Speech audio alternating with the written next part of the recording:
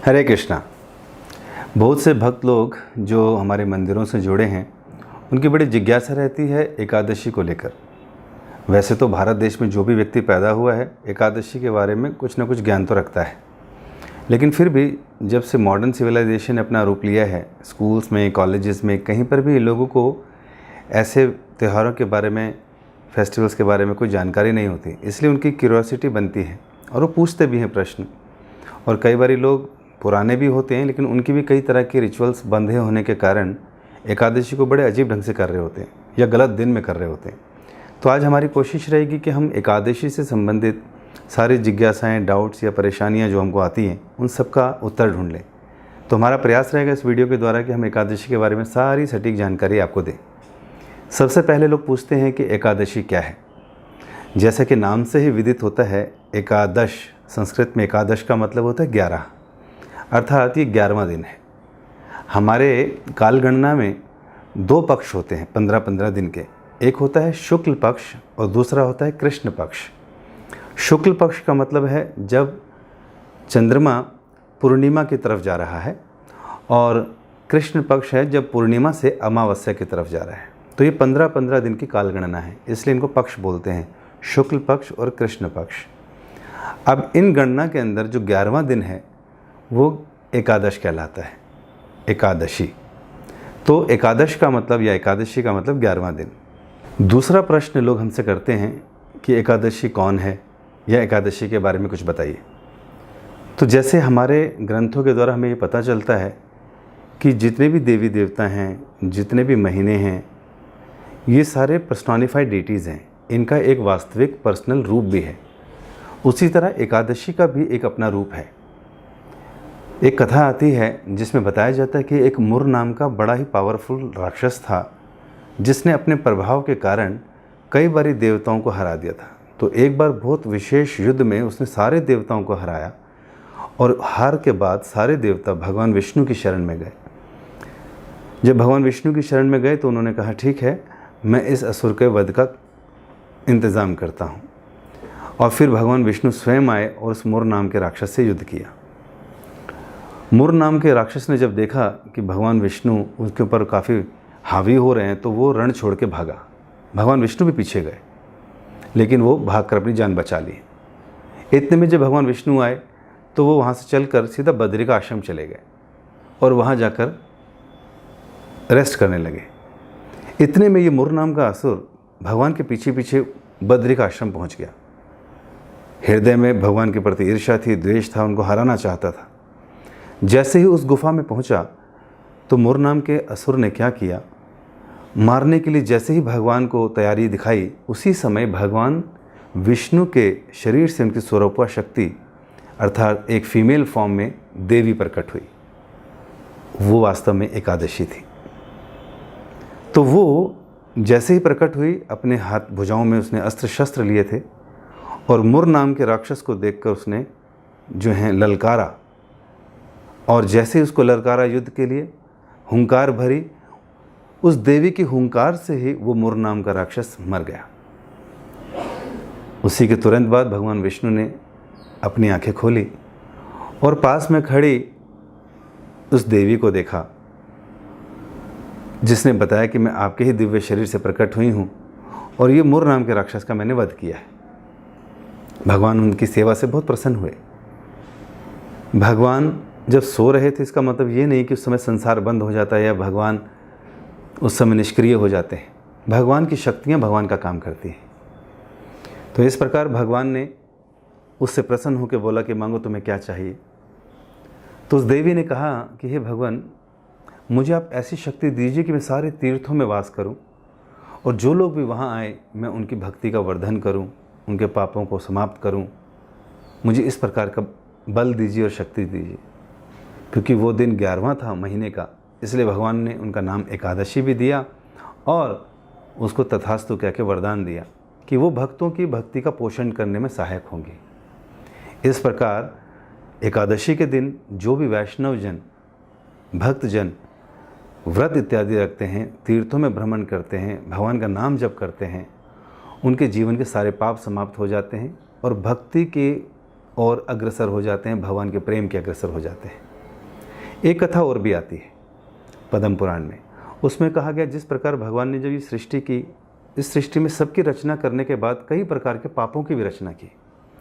जैसे कि हमने बताया कि जो भी रचना होती है उन सब का पर्सोनिफाइड एक डीटी होता है, तो इसी तरह पापों का भी अपने आप में एक एक व्यक्ति स्वरूप के साथ था।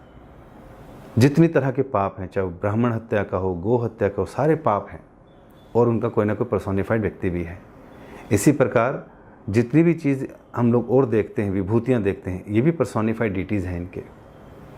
तो इस प्रकार जब भगवान ने सबकी सृष्टि की तो उन सभी पापों से युक्त एक पाप पुरुष की भी रचना की, जो सभी पापों से युक्त था।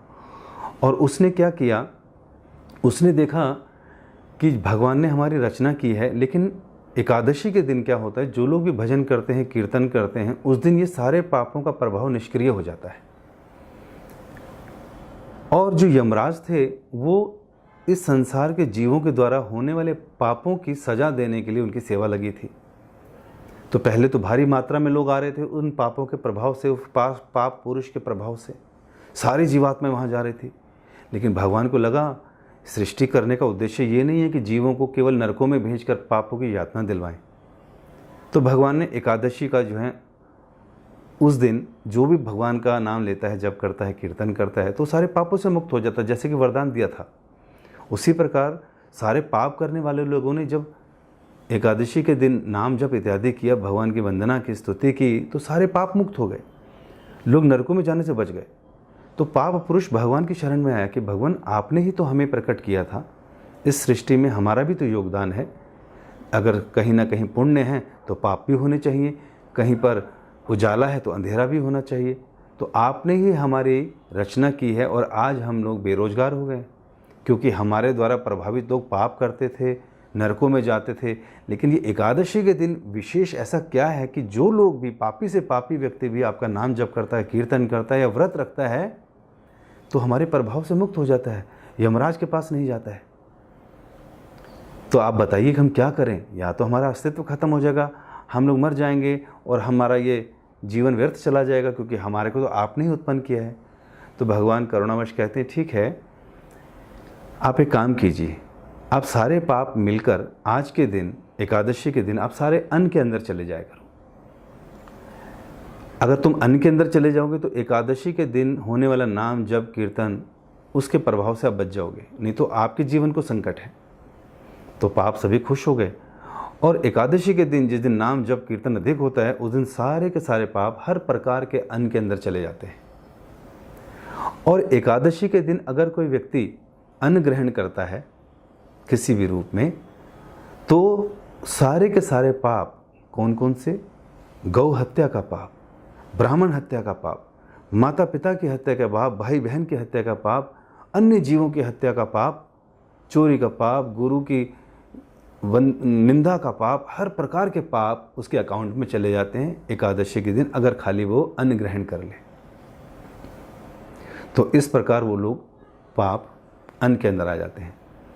इसलिए अगर हम लोग एकादशी के दिन अन्न ग्रहण करते हैं तो बिना किए वो सारे पाप हमारे अकाउंट में आ जाते हैं, और पापों का फल हमेशा बड़ा ही दुष्कर होता है। हमें पता भी नहीं चलता, हम तो अच्छा काम कर रहे थे, हम तो लोगों के साथ अच्छी बातें कर रहे थे, हम किसी का दिल नहीं दुखा रहे थे, लेकिन क्योंकि हम कहीं ना कहीं अनजाने में वो सब पाप कर रहे हैं, उसका फल हमें ही भोगना पड़ता है। इसलिए अगर पापों से बचना है तो एकादशी का व्रत करना चाहिए। कई बारी कुछ लोग हमारे पास आते हैं और ये कहते हैं, प्रभु जी एकादशी भी क्या अलग अलग दिन में पड़ती है? क्योंकि घर के मंदिरों के पास एकादशी का दिन कुछ और होता है और इस्कॉन से जो मैसेज आता है वो उसके अगले दिन होता है, तो हमें कौन सी एकादशी रखनी चाहिए? जी हाँ, बिल्कुल सही प्रश्न है। हम आपको बताना चाहेंगे कि एकादशी दो प्रकार की होती है। एक होती है संपूर्ण एकादशी और दूसरी होती है विधा एकादशी। संपूर्ण एकादशी वो एकादशी है जिसमें दशमी और द्वादशी का कोई मिश्रण नहीं होता। दशमी का मतलब 10वें दिन का और द्वादशी मतलब 12वें दिन का।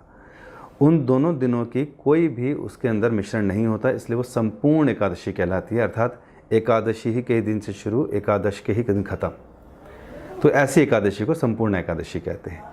जो विधा एकादशी है वो दो प्रकार की होती है। एक होती है पूर्व विधा एकादशी और एक होती है पर विधा एकादशी। जो पूर्व विधा एकादशी है वो एकादशी का जो दिन है, जो सूर्य उदय होता है, उससे 1 घंटा 36 मिनट के बीच में जो पहले अगर दसवीं का मिश्रण है अंश मात्र भी, तो वो पूर्व विधा एकादशी हो जाती है। और उस एकादशी के दिन हम इसलिए उसका व्रत का पालन नहीं करते क्योंकि पद्म पुराण में कहा गया पूर्व विधा एकादशी जो है दैत्यानाम पुष्टिवर्धनम, अर्थात वो दैत्यों के जैसे असुरी गुण हैं वो हमारे अंदर जागृत करती है अगर हम पहली एकादशी रखते हैं, अर्थात पूर्व विधा एकादशी जिसमें दसवीं का मिश्रण है, जो जनरली आप कई बार देखते हैं। तो पद्म पुराण में ऐसा साफ साफ कहा गया है कि अगर हम पूर्व विधा एकादशी रखेंगे तो वो दैत्यानाम पुष्टिवर्धनम, वो आसुरी गुण हमारे अंदर उसको शक्ति देता है। इसलिए हम देखते हैं कई बार लोग इतनी भक्ति पूजा पाठ कर रहे हैं लेकिन पूर्व विधा एकादशी रख रहे हैं तो उनके जीवन में ज़्यादा बदलाव नहीं आता, उनके अच्छे गुण नहीं होते, और जो आसुरी गुण हैं काम, क्रोध, लोभ, मोह, मद, मात्सर्य, ये बढ़ते जाते हैं। असुरों को बल देने वाली एकादशी हो जाती है थोड़ी सी गलती के कारण। लेकिन अगर हम पर विधा एकादशी रखेंगे, अर्थात एकादशी का मिश्रण द्वादशी के साथ है अगले दिन, तो ये पर विधा एकादशी हो जाती है। इसे वैष्णव एकादशी कहते हैं। ये वैष्णवों के सद्गुणों को बल देती है, पुण्य कर्म जागृत करती है, भक्ति के प्रति उनको उन्मुक्त करती है। तो इसलिए भक्तों को चाहिए वो पर विधा एकादशी रखें। इसके अलावा एक होती है त्रिस्पर्शा एकादशी। ये बहुत ही महत्वपूर्ण एकादशी होती है। कई बारी समय काल गणना के अनुसार ऐसी एकादशी जिसमें एकादशी, द्वादशी और त्रयोदशी का भी मिश्रण हो जाता है, तो ऐसी एकादशी त्रिस्पर्शा एकादशी कहलाती है। इस दिन की रखी गई एकादशी 1000 एकादशियों के व्रत के समान के बराबर होती है। इसलिए जब कभी ऐसी त्रिस्पर्शा एकादशी आए तो भक्तों को वो भी करनी चाहिए। वैसे तो भक्तों को हर एकादशी को करना चाहिए, क्योंकि जब एक पक्ष में एक एकादशी आती है तो एक महीने में 2 पक्ष हुए तो 2 एकादशी हुई, एक साल में 24 दिन हुए अर्थात 24 एकादशी। तो भक्तों को चाहिए सारी एकादशी का पालन करें पूरे मन योग के साथ, श्रवण कीर्तन करते हुए, भगवान का नाम का जप करते हुए। और एक विशेष एकादशी आती है इन 24 एकादशी में जिसे हम बोलते हैं पांडव निर्जला एकादशी। नाम सुनते ही कुछ ना कुछ ज्ञान तो हो गया होगा। निर्जला मतलब ये ऐसी एकादशी है जिस दिन लोग निर्जल रहते हैं। इसके पीछे भी एक छोटी कथा है। भगवान कृष्ण अपने प्रिय भक्तों को, मित्रों को, युधिष्ठिर और उनके सारे भाइयों को सारी एकादशियों का महत्व समझा रहे थे और बता रहे थे कि किस प्रकार हमें एकादशी के दिन अन्न नहीं ग्रहण करना चाहिए। और परिवार में कुंती महारानी, युधिष्ठिर महाराज, अन्य सभी भाई, द्रौपदी, सब जो है एकादशी का पालन करते थे। जब इतनी महिमा सुनी तो भीम ने कहा, हे भगवान, मैं तो अति भोजी हूँ, वृकोदर हूँ, मेरे पेट में हमेशा अग्नि जो है ज्वलंत रहती है और मुझे कुछ ना कुछ खाना पड़ता है। मैं तो भूखा नहीं रह सकता और मैंने आज तक कोई एकादशी का पालन नहीं किया जितने आपने अभी एकादशियों का वर्णन किया। इसका मतलब मैं तो इतना पापी हो कि मुझे नरकों में जाना पड़ेगा। तो भगवान ने कहा, बिल्कुल, अगर कोई व्यक्ति एकादशी के दिन अन्न ग्रहण कर रहा है तो सारे पापों का भागी बन रहा है। तो उसने कहा, भगवान मुझे बताइए, कोई ऐसा उपाय बताइए कि जिससे कि मैं इन सब चीज़ों से बच सकूं। तो भगवान कृष्ण ने कहा, यहाँ व्यासदेव जी हैं। व्यासदेव जी सारे के सारे ग्रंथों के रचयिता भी हैं और ज्ञाता भी हैं। हम इन्हीं से पूछ लेते हैं कि इसका क्या मार्ग है। फिर व्यासदेव जी ने भीम की संतुष्टि के लिए उनको कहा कि जो एकादशी है वो सारी महत्वपूर्ण है, भक्तों को चाहिए सारी एकादशी का पालन पूरे मनोयोग के साथ करें। लेकिन तुम्हारे केस में क्या है कि तुम अति भोजी हो, वृकोदर हो, तुम्हारी जठरा अग्नि हमेशा ज्वलंत रहती है, तुम्हें कुछ ना कुछ खाना पड़ता है। तो आप एक काम क्या कीजिए, आप अगर ज्येष्ठ मास की जो एकादशी आती है उस एकादशी में जिसे अगर आप फास्ट रखते हैं, एकादशी का पालन करते हैं, लेकिन निर्जल अर्थात उस दिन आपको जल भी नहीं पीना, तो अगर आप बिना जल के उस एकादशी को पूरा पालन करते हैं तो लगभग पुरानी 23 एकादशी जिस दिन आपने अन्न भी ग्रहण करा है या नहीं रखा है, आपको पूरी के पूरे साल की 24 एकादशियों का फल मिल जाएगा। ये सुनकर भीम बहुत प्रसन्न हुए कि खाली एक एकादशी रखने से। उन्होंने कहा, जी हाँ। तो इसी तरह हमारे जीवन में भी होता है, कई बार एकादशी के दिन हम कुछ ना कुछ खा पी लेते हैं, गलती से नियम टूट जाता है, या 10वीं वाली दिन रख ली पूर्व विधा, तो भक्त कहते हैं हम क्या करें।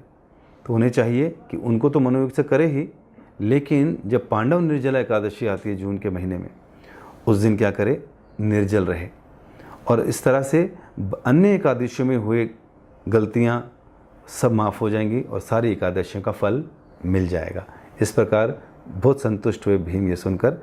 तब से इस एकादशी का नाम पड़ गया भीम एकादशी या फिर पांडव निर्जल एकादशी। इसके अलावा कई बार लोग आते हैं और कहते हैं प्रभु जी एकादशी कैसे रखनी चाहिए और उसमें क्या क्या खा सकते हैं। वैसे तो हम देखें कि हमारी खाने की आदत इतनी स्ट्रांग है कि हम अपनी जीवा को बिल्कुल भी रोक नहीं सकते, उसके वेग को। इसलिए हमारी ट्रेनिंग ऐसी कि 14 दिन 15 दिन हर समय हम 3 बार 4 बार हर समय कुछ ना कुछ खाते रहते हैं। और इस वजह से जब एकादशी के व्रत के बारे में सुनते हैं तो चक्कर आने लगते हैं कि बिना अन्न के कैसे रहेंगे। और इसलिए हम लोगों को फिर कई तरह के उपाय चाहिए होते हैं कि क्या क्या खा सकते हैं। इंटरनेट पे ढूंढते हैं, मंदिरों में फ़ोन करके पूछते हैं, वैरायटी ढूंढते हैं। तो इसको रखने का तरीका तो ये है कि जैसे ही हम 10वें दिन जब हम शाम के समय भोजन लें तो कोशिश करनी चाहिए 5 बजे तक भोजन ले लेना चाहिए, ताकि ग्रेन जो पेट में है वो टाइमली डाइजेस्ट हो जाए। उसके बाद भी अगर कुछ भूख लगे तो फिर फल इत्यादि ले सकते हैं। तो 5 बजे के बाद सायंकाल के बाद हमें कुछ नहीं लेना चाहिए दशमी के दिन ही। और फिर सुबह उठ के स्नान इत्यादि कर कर एकादशी भगवान का नाम जप कर कर शुरू करना चाहिए, उनकी प्रार्थना कर कर, मंगला आरती कर कर या उनकी वर्शिप करके। उस दिन हमें चाहिए कि हम गीता का पाठ करें, 15वां अध्याय भी पढ़ सकते हैं, और श्रीमद् भागवतम से कई श्लोकास को पढ़ सकते हैं 1 घंटा 2 घंटा। एकादशी का मतलब है उस दिन हम भगवान के पास जाएं। उपवास का मतलब होता है भगवान के और नज़दीक जाने का एक अच्छा माध्यम। तो एकादशी माधव तिथि बोला जाता है, अर्थात ये माधव भगवान को, कृष्ण को संतुष्ट करने वाली है, भक्ति बढ़ाने वाली है। भक्ति जननी अर्थात हमारे हृदय में भक्ति का उदय कराती है। तो इसलिए हमें चाहिए सुबह उठने के बाद स्नान इत्यादि नित्य कर्मों से निकलने के बाद भगवान के नाम का जप, कीर्तन, वर्शिप इत्यादि करें और पूरा दिन ऐसे कार्य करें जो भक्तिमय हों। अगर ऑफिस जाना पड़ता है या बिज़नेस में जाना पड़ता है, घर से बाहर निकलना पड़ता है, तो मॉर्निंग में अपनी पूरी साधना कर कर जाएं। और फिर बाहर भी अगर जाएं तो कम से कम बोलें, कम से कम शारीरिक काम करना पड़े, ऐसा प्रयास करना चाहिए। और जो लोग घर में रहते हैं उन्हें चाहिए कि वो उस दिन भजन कीर्तन ज़्यादा से ज़्यादा करें और कोई भी ऐसा कार्य ना करे जिसमें हमें लगे हमारा टाइम वेस्ट होता है, जैसे नाखूनों को काटना, बाल बनवाने जाना, पार्लर जाना या जिम जाना। ऐसे शारीरिक कार्य जो हम अन्य दिनों में करते हैं उस दिन ना करें। हम अपने समय का इस्तेमाल भक्ति के लिए करें, ताकि भगवान भी देखे कि हम अपना समय का एक एक क्षण भगवान की सेवा के लिए लगा रहे हैं। और दूसरे कार्य जो अन्य दिनों में टाले जा सकते हैं उस दिन ना करें। उस दिन केवल भक्ति का दिन है। उस दिन हम भगवान के नज़दीक जाना चाहते हैं, ऐसी डिज़ायर डेवलप करें और ऐसे कार्य भी करें। तो पूरा दिन भक्तिमय कार्य करें, श्रवण करें, स्पिरिचुअल वीडियोस देखें और ग्रंथ इत्यादि पढ़ें। शिला प्रभुपाद जी कहा करते थे भक्तों को कि हमें ज़्यादा से ज़्यादा जप करना चाहिए। तो एकादशी के दिन भक्त लोग 64 माला का, 108 माला का नियम ले सकते हैं, करने का प्रयास करना चाहिए। नहीं समय है, ऑफिस या काम पर जाना पड़ता है, तो 32 माला कर लें। लेकिन इस्कॉन के सदस्यों से प्रार्थना की जाती है कि वो कम से कम 25 माला तो इस दिन करें। इसलिए हमारे सभी नवदीक्षित भक्त दीक्षा के बाद, उससे पहले सभी लोग 25 माला की आदत डालते हैं। एक माला 108 मनकों की होती है और 25 माला भक्त लोग कम से कम करते हैं, अन्यथा ज़्यादा भी करने का प्रयास करते हैं। तो इस प्रकार हमें व्रत रखना चाहिए। खाने के लिए जैसे हम नवरात्रों में कुट्ठू, सामक और कई कुछ लिमिटेड सब्जियां जो बताई जाती हैं जैसे घिया इत्यादि, इनका सेवन करते हैं, तो वो करा जा सकता है। और दूध से बनी चीज़ों का सेवन कर सकते हैं, शकरकंद का सेवन कर सकते हैं, आलू का सेवन कर सकते हैं, पीनट्स का सेवन कर सकते हैं, उसी के तेल से सारी चीज़ें बनाएं। अगर काली मिर्च और सेंधा नमक का भी इस्तेमाल करना है, यही करना चाहिए। और उसको भी नए पैकेट्स खोल कर इस्तेमाल करें, क्योंकि अगर अन्न का एक भी कण उन मसालों में या चीज़ों में होगा तो एकादशी विफल हो जाएगी। सबसे अच्छा तरीका तो यही है कि हम लोग एकादशी को फलों पे रखें या जल पर रखें, इसमें कोई दिक्कत नहीं होगी। अन्यथा कहा जाता है कि आप जल पे रखने का प्रयास कीजिए, और जल भी तब पीजिए जब बहुत अधिक प्यास लग रही हो, 12 बजे के बाद, 1 बजे के बाद। समय बढ़ाते चलिए।